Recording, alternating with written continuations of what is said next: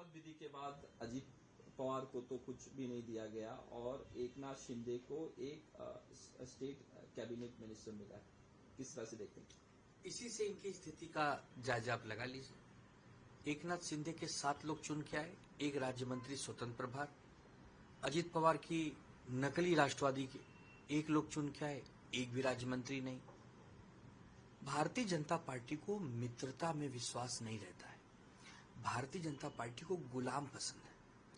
Bharatiya Janata party को जब आपकी आवश्यकता होती है तो आपको बगल में बिठाती है, आपका सेवा सत्कार होता है। जब जरूरत समाप्त तो आपकी सेवा समाप्त। प्रफुल्ल पटेल को जिस प्रकार राहत दी जा रही है ईडी और सीबीआई के केसेस में, अजीत पवार के केसेस जिस प्रकार बंद और निरस्त किए जा रहे हैं, यही राहत बहुत है इन लोगों को। इससे ज्यादा कुछ नहीं बीजेपी देगी। और ये तो भी केंद्र में इनकी फर्जियत हुई है, अभी राज्य में बाकी है। महाराष्ट्र राज्य में 105 सीटों से ज्यादा बीजेपी के पास है। एकनाथ शिंदे और अजीत पवार के पास कुछ सीटें। अब अजीत पवार को यहां भी समझौता करना पड़ेगा। बीजेपी दबाएगी। बीजेपी केवल ये जानती है कि आप मेरे कितने काम के हैं।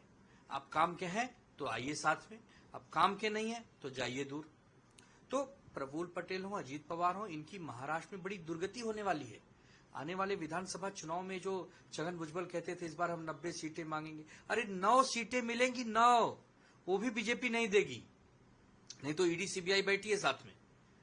तो यही होता है जब अपना घर छोड़ के या अपने घर को तोड़ के जब आप दूसरे के पास जाते हैं तो यही आपके हाथ लगता है।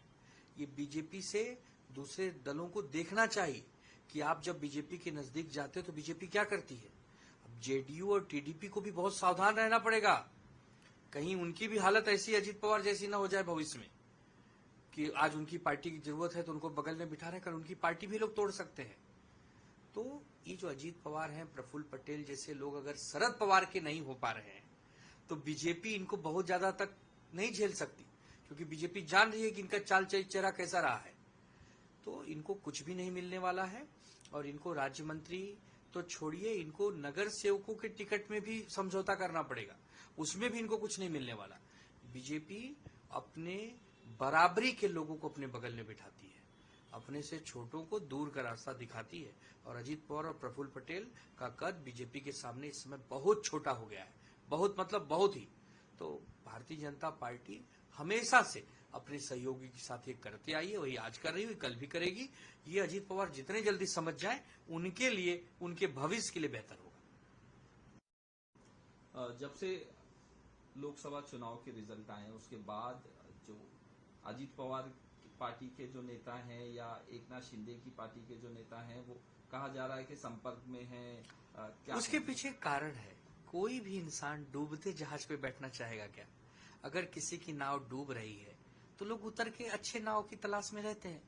इस समय महाराष्ट्र में जिस प्रकार महायुति की दुर्गति हुई है, खास करके एकनाथ शिंदे की कथित शिवसेना, अजीत पवार की कथित राष्ट्रवादी, इनके पास वोट बैंक नहीं है।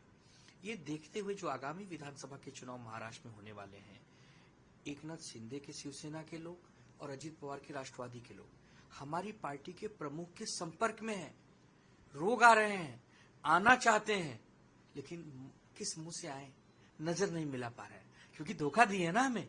हमारे सिंबल पर, हमारे नाम पर चुनकर आए, हमारे पार्टी के नेतृत्व का सहारा लेकर चुन के आए। आज जब उनकी स्थिति खराब हो गई है, वापस आना चाहते हैं। 1-2 नहीं, 20 का आंकड़ा है। एकनाथ शिंदे की कथित शिवसेना के तो 20 से ज्यादा विधायक और 3 से ज्यादा सांसद ऑलरेडी संपर्क में है, किसी भी समय आ सकते हैं।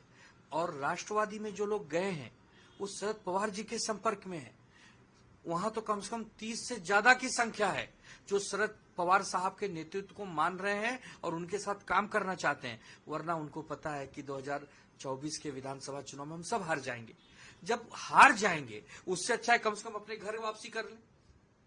बड़े दुर्दैव, बहुत ही बुरे दिन आने वाले हैं दोनों ही पार्टियों के, क्योंकि जिस प्रकार महाराष्ट्र में ये पार्टियों को तोड़ा गया, मरोड़ा गया, कुछ हासिल नहीं हुआ। जब कुछ हासिल नहीं हुआ, ये देखकर वो लोग हमारे पास ही तो आएंगे और कहां जाएंगे। और तो किसी दल में जा नहीं सकते, क्योंकि हमारे दल में ही थे, थोड़े से दूर हुए थे। अब जब सब कुछ लुट गया, उनकी दुनिया लुट गई, तो वापस आ रहे हैं। हमारे नेताओं के संपर्क में इस समय 20 से ज्यादा विधायक और 3 से ज्यादा सांसद शिवसेना जो अपने आप को कथित कह रही उसके हैं, और राष्ट्रवादी का तो आपको मैंने बताया कि शरद पवार साहब के संपर्क में 90% राष्ट्रवादी जो अजीत पवार के साथ है वो इस समय शरद पवार साहब के साथ जाना चाहती है। तभी उनकी दुकान बचेगी, तभी उनकी नाव बचेगी, वरना उनकी नाव डूबना तय है।